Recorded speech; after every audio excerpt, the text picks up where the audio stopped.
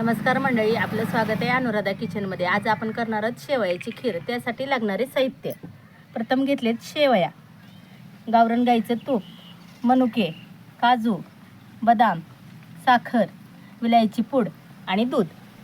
तर आपली चूल पेटलेली आहे। आपण आता प्रथम कढई ठेवून घेऊया। आता ओतून घेऊया तूप।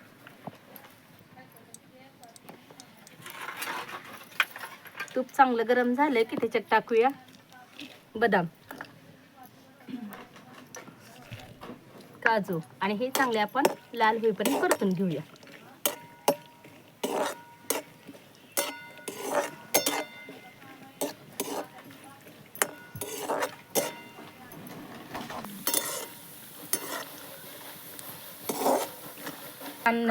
ब्राऊन कलर आलेला आहे, आपण काढून घेऊया।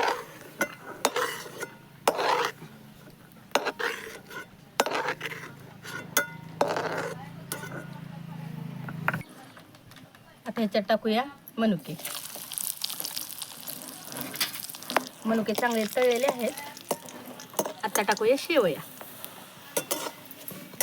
शेवया चांगल्या लाल भाजून घेऊया।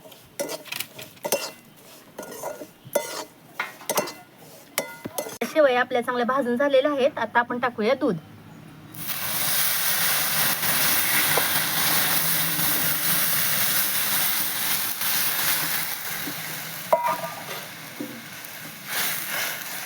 आता टाकूया इलायची पावडर, साखर,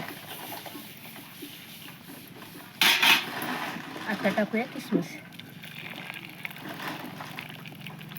आणि ह्याला 5 मिनिटं शिजू द्यायचं चांगलं।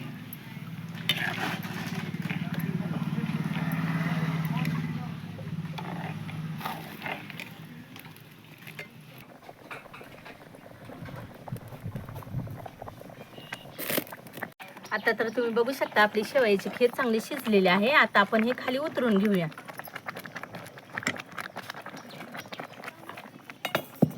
तर आता आपण एका वाटीमध्ये सर्व करून घेऊया। तुम्ही बघू शकता किती दाटसर झालेली आहे आपली खीर।